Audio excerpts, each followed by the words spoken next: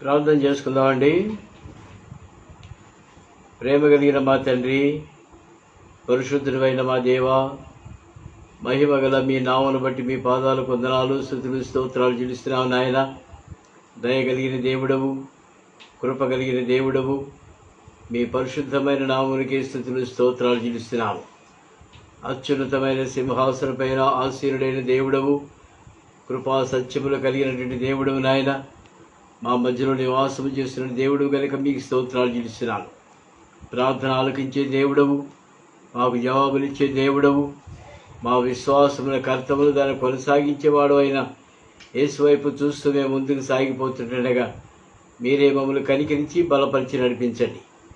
ఈ సమయాన్ని దీవుని కనుక చేయండి నాయన. ఆన్లైన్లో కనెక్ట్ అయిన బిడ్డలందరిని బట్టి మీకు వందనాలు చెల్లిస్తున్నాము.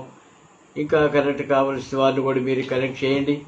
మా ప్రభా దయ చూపించండి, సహాయం చేయండి, కృపలో భద్రపరచండి. నన్ను కూడా మీరు కనికరించండి. మరి ఒకసారి మీ రక్తంతో కడగండి, మీ అగ్నితో కాల్చండి.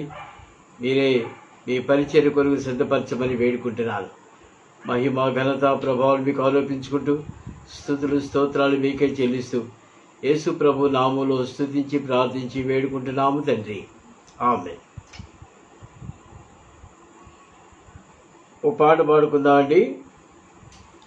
214. అనుదినము మా భారము భరించేదేవా. అనుదినము మా భారము భరించేదేవా, అనిశము నీ మేళ్లతో నింపుచున్నావు. అనిశము నీ మేళ్లతో నింపుచున్నావు. సన్నుతించు మనిషము నా ప్రాణమా యేసుని, సన్నుతించు మనిషము నా ప్రాణమా యేసుని, పరిశుద్ధ నామమును పొగడుమెప్పుడు. పరిశుద్ధ నామమును పొగడుమెప్పుడు. ఒంటె బరువు దీవెనలు వీపున మోపే, ఒంటె బరువు దీవెనలు వీపున మోపే, అనుదినము మా భారము భరించేదేవా, అనిశము నీ మేళ్లతో నింపుచున్నావు. అనిశము నీ మేళ్లతో నింపుచున్నావు. నా శరీరమున ముళ్ళు బాధపరచుచుండగా, నా శరీరమున ముళ్ళు బాధపరచుచుండగా, వేదనతో వేడగా ధైర్యమిచ్చితివి. వేదనతో వేడగా ధైర్యమిచ్చితివి. నా కృప నీకెల్లప్పుడు చాలునంటివి. నా కృప నీకెల్లప్పుడు చాలునంటివి. అనుదినము మా భారము భరించేదేవా, అనిశము నీ మేళ్లతో నింపుచున్నావు. అనిశము నీ మేళ్లతో నింపుచున్నావు. అపరాధముతో మేము చిక్కుకొని ఉండగా, అపరాధముతో మేము చిక్కుకొని ఉండగా, నీ రక్తముచే మమ్ము విమోచించితివి. నీ రక్తముచే మమ్ము విమోచించితివి. నీదు కృపా మహదైశ్వర్యంబును బట్టి, నీదు కృపా మహదైశ్వర్యంబును బట్టి, అనుదినము మా భారము భరించేదేవా, అనిశము నీ మేళ్లతో నింపుచున్నావు. అనిశము నీ మేళ్లతో నింపుచున్నావు. అన్నిటిలో నెప్పుడు సకల సంపదలతోను, అన్నిటిలో నెప్పుడు సకల సంపదలతోను, సమృద్ధితో మమ్ములను సాకుచుంటివి. సమృద్ధితో మమ్ములను సాకుచుంటివి.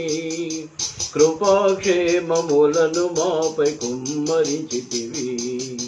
కృపాక్షేమములను మాపై కుమ్మరించితివి. అనుదినము మా భారము భరించె దేవా, అనిశము నీ మేళ్లతో నింపుచున్నావు. అనిశము నీ మేళ్లతో నింపుచున్నావు. సర్వవేళల సంతృప్తిని నేర్పినావు మాకిలా. సర్వవేళల సంతృప్తిని నేర్పినావు మాకిలా. సకలంబును చేయుటకు శక్తినిచ్చితివి. సకలంబును చేయుటకు శక్తినిచ్చితివి. బలపరచుము నిన్ను బట్టి బలుడగు దేవా. బలపరచుము నిన్ను బట్టి బలుడగు దేవా. అనుదినము మా భారము భరించె దేవా. అనిశము నీ మేళ్లతో నింపుచున్నావు. అనిశము నీ మేళ్లతో నింపుచున్నావు.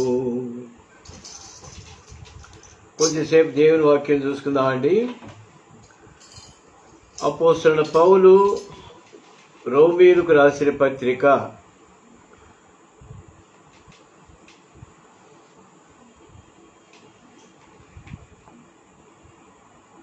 12వ అధ్యాయం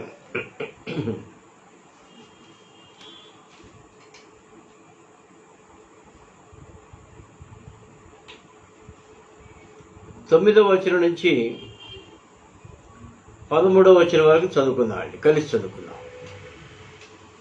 రోమీయులకు రాసిన పత్రిక 12వ అధ్యాయము 9వ వచనం నుంచి 13వ వచనం వరకు అందరం కలిసి చదువుకుందామండి. మీ ప్రేమ నిష్కపటమైనదై ఉండవలెను. చెడ్డదానిని అసహించుకొని మంచిదానిని హత్తుకొని ఉండుడి. సహోదర ప్రేమ విషయంలో ఒకరి యందొకడు అనురాగము గలవారై, ఘనత విషయంలో ఒకరినొకడు గొప్పగా ఎంచుకొనుడి.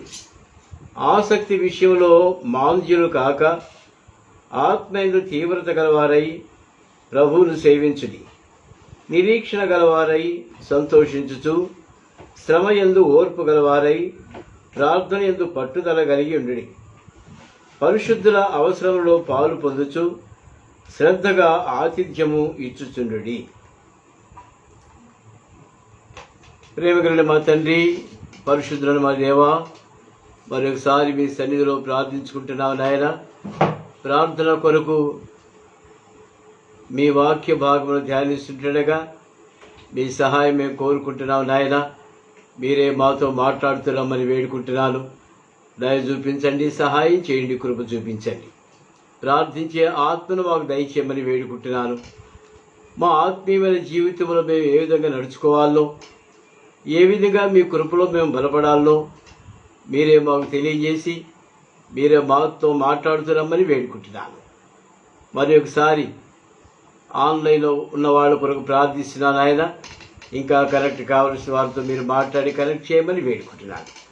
దయతో సహాయం చేయమని యేసు ప్రభు నామములో స్తుతించి ప్రార్థించి వేడుకుంటున్నాము తండ్రి, ఆమేన్.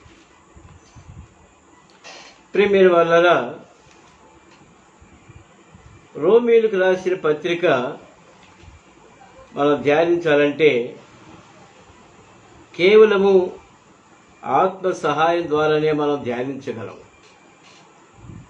ఎందుకంటే స్పిరిచువల్ స్టాండర్డ్స్ ఉన్నటువంటి ఆ సంఘానికి ఈ పత్రిక రాస్తుండగా ప్రతి మాట కూడా మనం ధ్యానించగలిగిన వారంగా ఉంటే మనకు కూడా ఎంతో క్షేమాభివృద్ధి కలిగించేదిగా ఉంటుంది. 9వ వచనం నుంచి మరి ఇదొక సపరేట్ పోర్షన్గా, సపరేట్ పార్ట్గా రాశారు. ఏంటంటే the Christian and those who in God's family.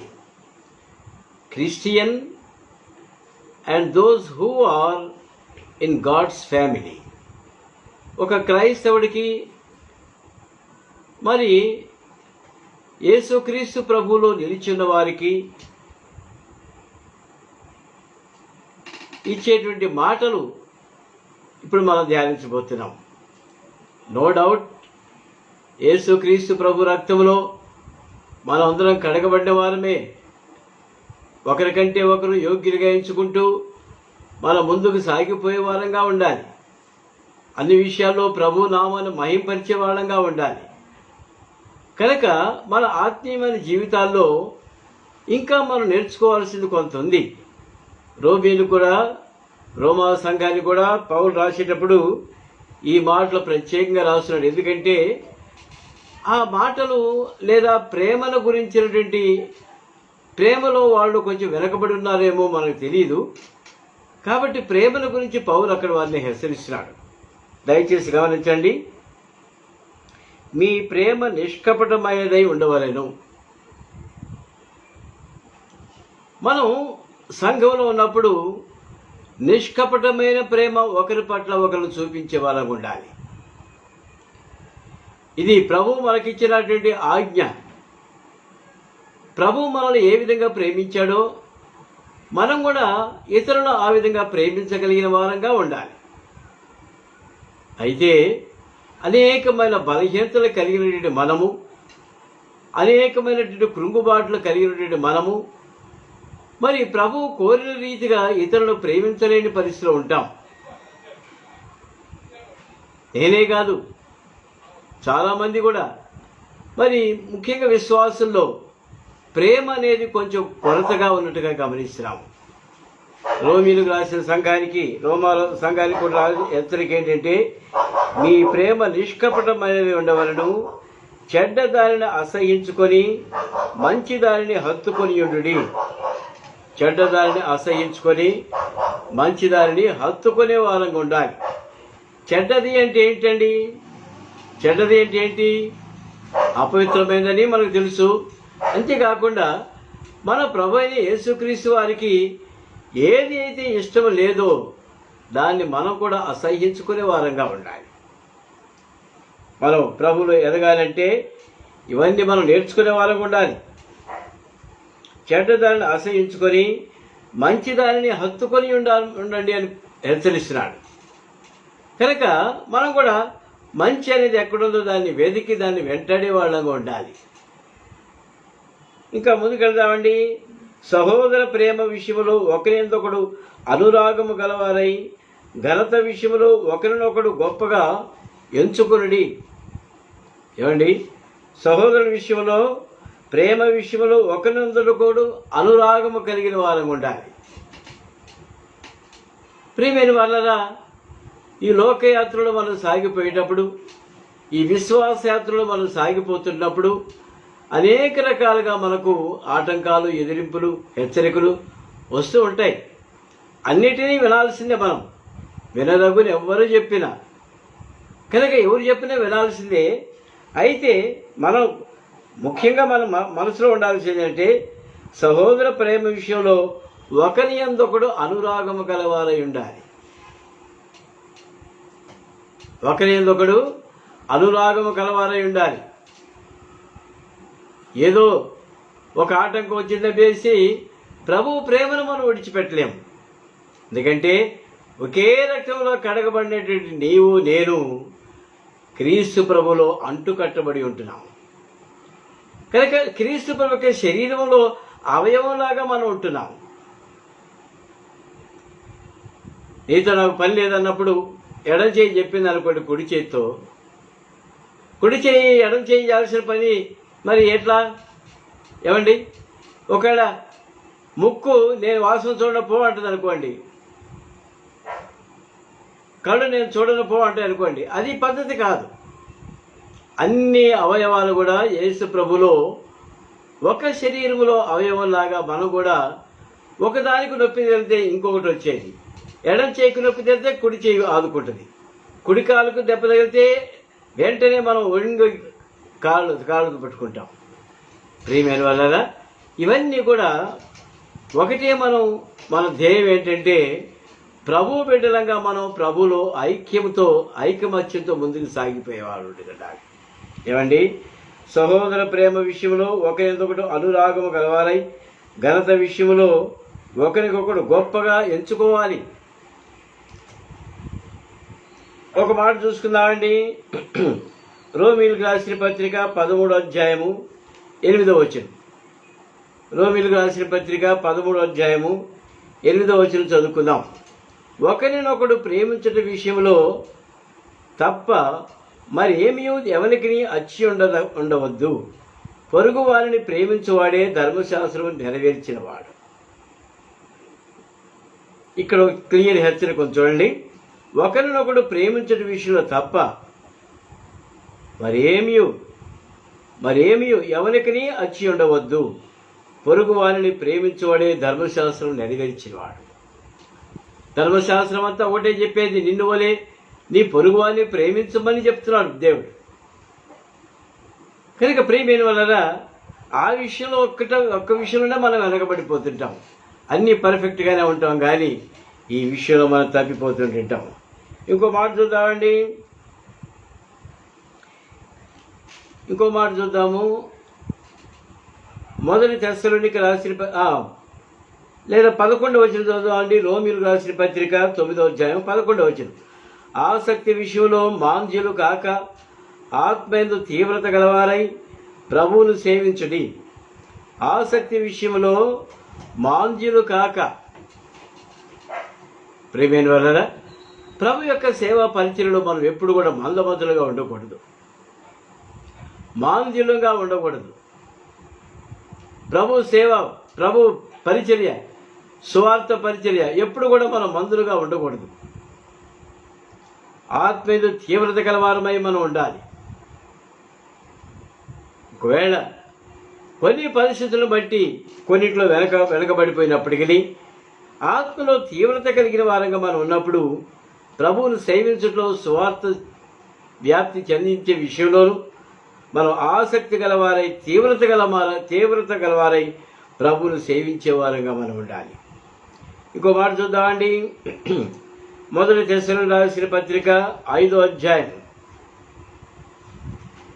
మొదటి తెస్సలోనికీ రాసిన పత్రిక 5వ అధ్యాయము 17వ వచనం చదువుకుందామండి. 5:17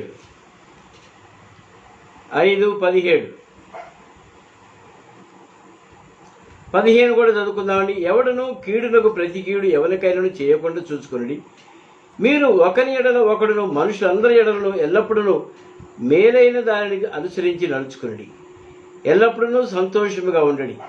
ఎడతెగక ప్రార్థన చేయుడి. ప్రతి విషయమందులో కృతజ్ఞతాస్తులు చెల్లించుడి. ఇలాగ చేయుట యేసుక్రీస్తునందు మీ విషయంలో దేవుని చిత్తము. ఎడతెగక ప్రార్థన చేయుడి, ఎల్లప్పుడూ సంతోషముగా ఉండడి. ప్రియమైన వలన ప్రభువు మనకు అన్నీ ఇచ్చాడు.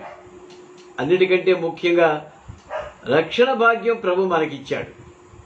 కనుక ఏ విషయంలో కూడా మనం చింతపడేదానికి అవకాశం లేదు.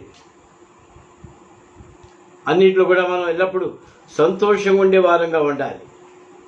ఎడతెగక ప్రార్థన చేయుడి. ఏమండి, ఎడతెగక ప్రార్థన చేయుడి. ఎన్నిసార్లు చదివామో, రోజుకి ఎన్నిసార్లు చేస్తున్నామండి మనం ప్రార్థన? ఏమండి, మరి ఒకవేళ వృద్ధులైన వారు మోకాళ్ళ మీద వంగలేరేమో కానీ, అన్నిసార్లు ప్రార్థన చేయలేమేమో కానీ, మనకంటే ముందున్న భక్తులు వాళ్ళ ప్రార్థనా జీవితం మనం నేర్చుకొని మనం కూడా ఎడతెగక ప్రార్థన చేసేవారు ఉన్నప్పుడు సంఘానికి క్షేమాభివృద్ధికరంగా ఉంటుంది. మన ఆత్మీయమైన జీవితానికి క్షేమాభివృద్ధికరంగా ఉంటుంది. ప్రతి విషయమందును కృతజ్ఞతాస్తులు చెల్లించండి. అన్ని విషయాల్లో కూడా ప్రభువును మనం సంతోషపెట్టే వారం ఉండాలి. ప్రభుకు కృతజ్ఞతాస్తులు చెల్లించే వారం ఉండాలి. ముందుకెళ్ళిపోదామండి. ఎఫెసీయులకు రాసిన పత్రిక 6వ అధ్యాయంలో ఒక మాట చదువుకుందాం. ఎఫెసీయులకు రాసిన పత్రిక 6వ అధ్యాయము 18వ వచనం చదువుకుందామండి. 6:18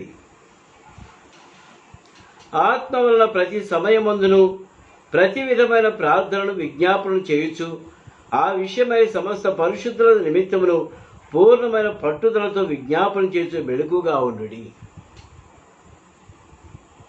గమనిస్తున్నారు కదండి. ప్రతి సమయమునందును ప్రతి విధమైన ప్రార్థన విజ్ఞాపనము చేయుచు ఆ విషయమై సమస్త పరిశుద్ధుల నిమిత్తమును పూర్ణమైన పట్టుదలతో విజ్ఞాపన చేస్తూ మెలుగుగా ఉండడి. ప్రియమైన వాళ్ళరా, మనం ప్రార్థించటం అనేది చాలాసార్లు మరి ప్రార్థనకి ఎక్కువ సమయం కూడా మనం ఇవ్వలేము, బలహీనంగా ఉంటాం. నా మటుకు నేను కూడా వయసును బట్టి కానీ దేని విషయం కూడా మరి యవనస్తులైన మీరంత ప్రార్థనాపరుడుగా నేను ఉండలేకపోవచ్చు నా బలహీనతను బట్టి. అయితే నాలో ప్రభు ఇచ్చినటువంటి ఒక చిన్న తలాంత ఏంటంటే, ఎక్కడున్నప్పటికీ మనసులో ప్రార్థించేవాడిగా ఉంటాను. నా విషయం చెబుతున్నాను, మీ విషయంలో కూడా అట్లే ఉండొచ్చు, మీరు ఉండి ఉంటారు. ఉదాహరణకు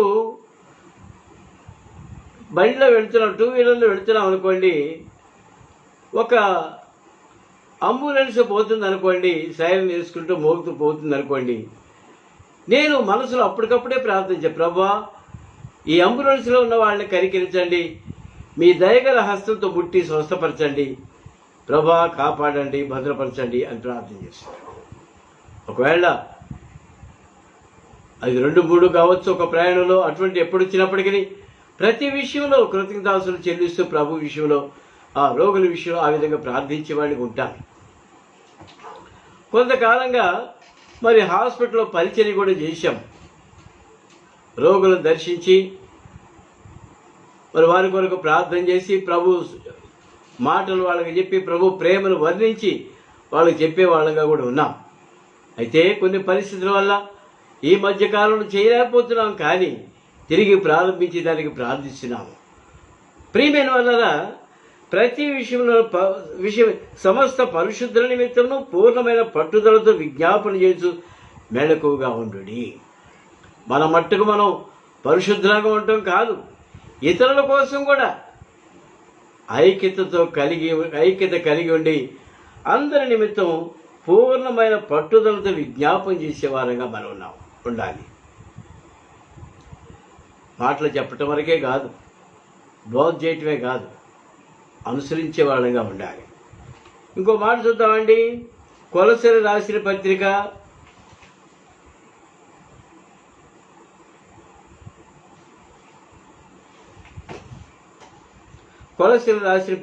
4వ అధ్యాయము.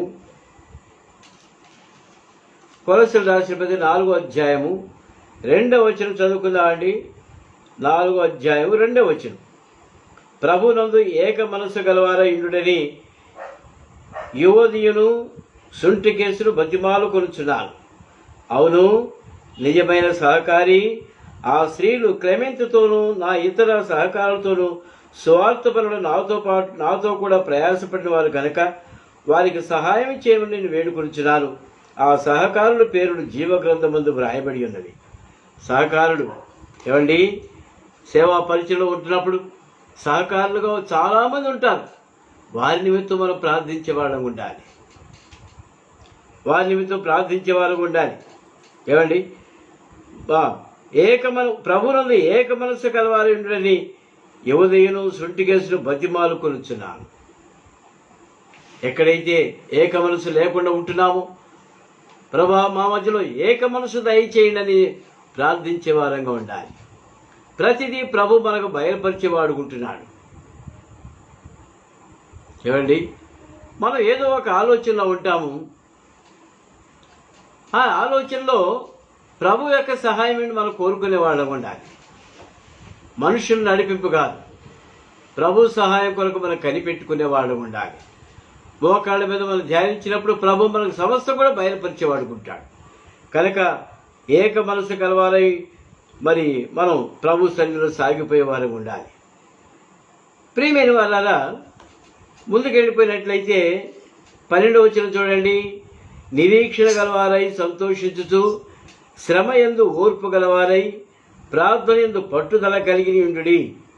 శ్రమ యందు ఓర్పు గలవారమై ఉండి ప్రార్థన యందు పట్టుదల కలిగిన వారంగా ఉండాలి. దానికి ముందు ఏముందండి? నిరీక్షణ గలవారై సంతోషించుచు.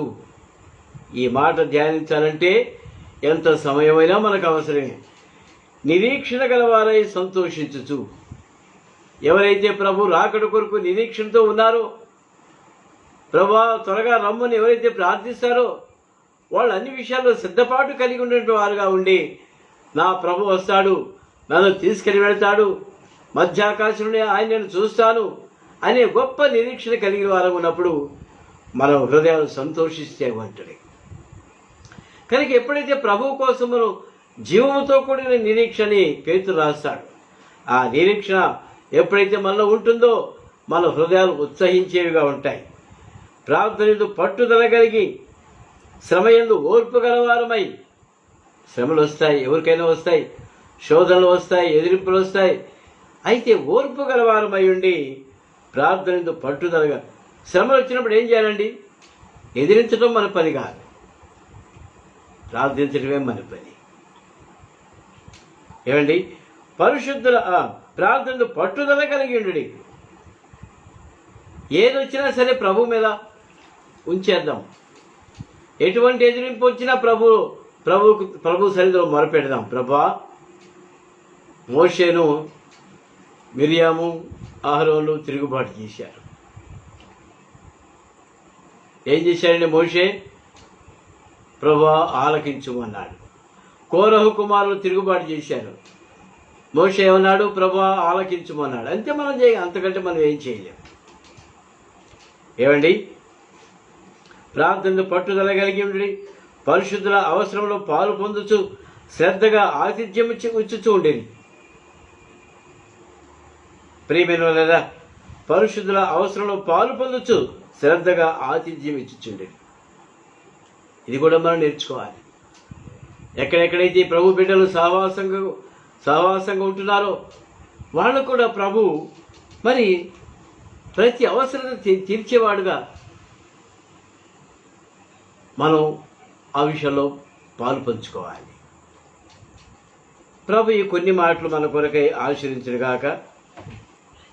ఆ విధంగా ప్రేమ కలిగిన వారంగా ఉండి ఒకరినొకరు ప్రేమించే వారంగా మనం ఉండాలి. ఏమండి?